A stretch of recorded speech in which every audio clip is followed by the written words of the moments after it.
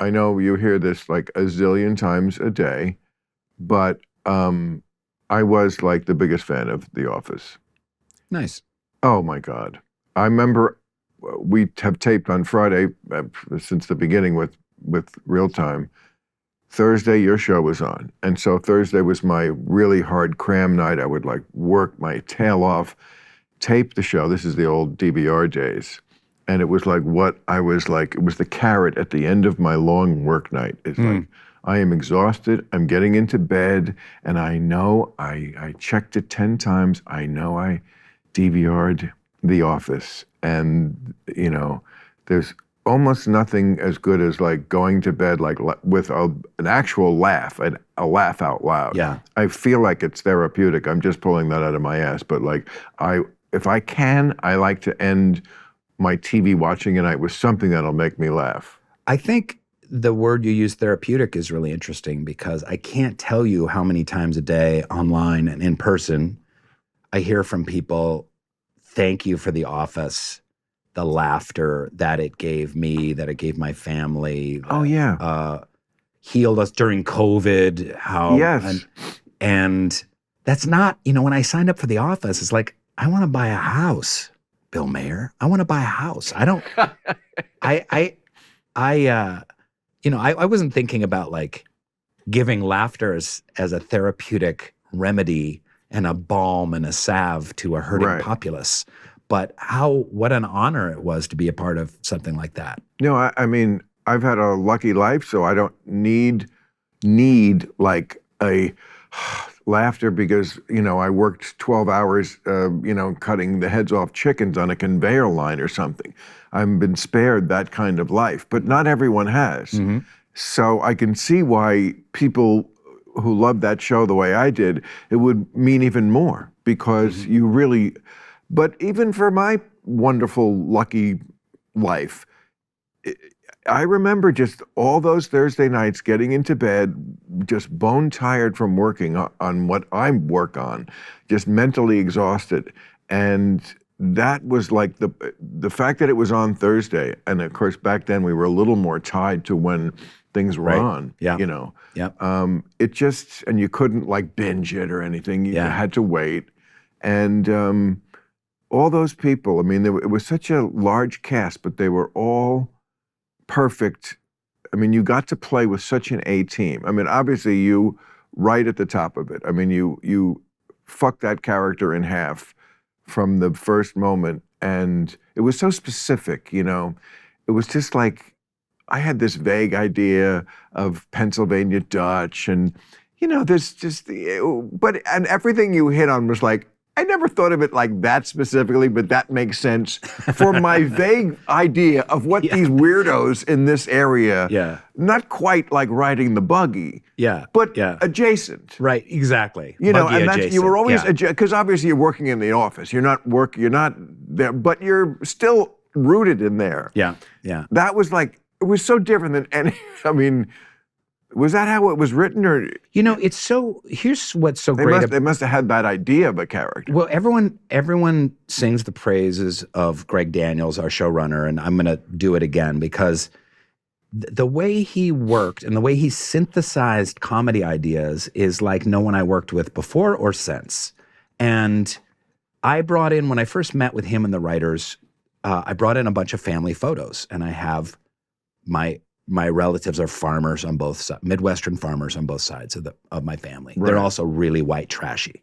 And so, you know, uncles and Camaros and stuff like that. And he's like, Dwight should have a, you know, Camaro or some, you know, some kind of hot, he saw the photo and he's like, and the farmer, and he's like, farmers. And he's like, and my grandparents used to farm beets in Poland. Beets, I remember that. And he was like, he'll be a beet farmer. And so it was always this synthesizing these ideas. And during my audition for Dwight, I literally said a line, which was, my name, he just had me improvise like a talking head. So I was like, my name is Dwight Schrute. My father's name, Dwight Schrute. His father's name, Dwight Schrute. His father's name, Dwight Schrute. Amish. That was just an improv that I did, just kind of like fucking around. Right. And they're like, that's great. Let's make him Amish. So there's Oh. synthesizing that wasn't like formulated in a writer's room like this would be funny. It's kind of like, But not exactly Amish. Again, adjacent, because Yeah. that's what your thing is saying. Like 4 generations back, the Yeah. name was slightly different, just like we see all the time in America, Yeah. the way we evolve. I mean, my name, Maher, when you go to Ireland, you see that name a lot. Mhm. But it's also Meagher. There's like a lot of variations of it with more letters. So, you know, we evolve. And when that Dwight guy would do something in the modern office setting, that's what made it, to me, was the great comedy of it, was that you're in this modern not urban, but suburban setting, Yeah. but it's contemporary. And this guy, even though he's wearing the suit and the tie, there is something 19th century there. Mhm. You know, you just don't see that particular thing on sitcoms a lot. Yeah. And Yeah. So when he brings in a dead goose or half a dead deer, when he fell for that another awesome character, what was the blonde who, Angela, who was, excuse me, but the nightmare girlfriend. Like, and of course, if you ever described a woman like that, you'd be canceled in 2 seconds. But you could actually show her. That's true. You know, I hadn't thought of because that. you have to pretend that all women everywhere are perfect ethereal creatures. I mean, they are.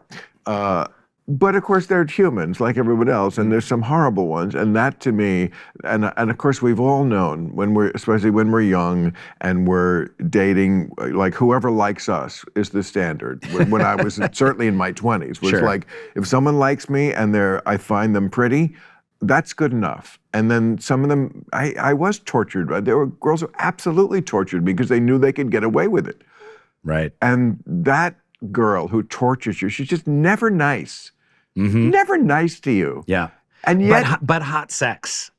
That was, Yeah, of it was course. clear that it was like insane chemistry. And they were so Right. wonderfully odd and suited each other in their oddness. Like that's what I loved about it. Like she started as like this uptight Christian bitch. And that was like the kind of cliche that she started. And then Right. Angela grew and morphed and lots of different facets came out. And that's another great thing about The Office. There's a lot of sitcoms, characters start a certain way and they end a certain way. And you don't learn anything more about them. You don't see other facets, other nuances of the characters. But The Office characters, I won't say they grew and matured, but you just learned more about them and it made them more three-dimensional. And I think that's added to the lasting value of the show. But you know, towards the end of the show, you realize like, oh, Dwight and Angela, there's no one else they could ever possibly be with. and how did it resolve? I don't remember. They get married, they have kids, Right. and Dwight rules the office at the end. He gets the management gig.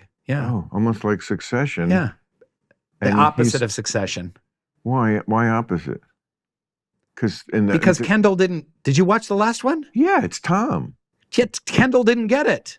Right. And why should Dwight? Because he's been number 2 for 10 seasons. Everyone was rooting for Dwight. Oh, yeah. I guess that's Do you know what I mean? right. I was rooting for Kendall, even though he killed the guy. Hey, thanks for watching the clip. Hit the subscribe button now so you never miss out on our Club Random content that's posted daily.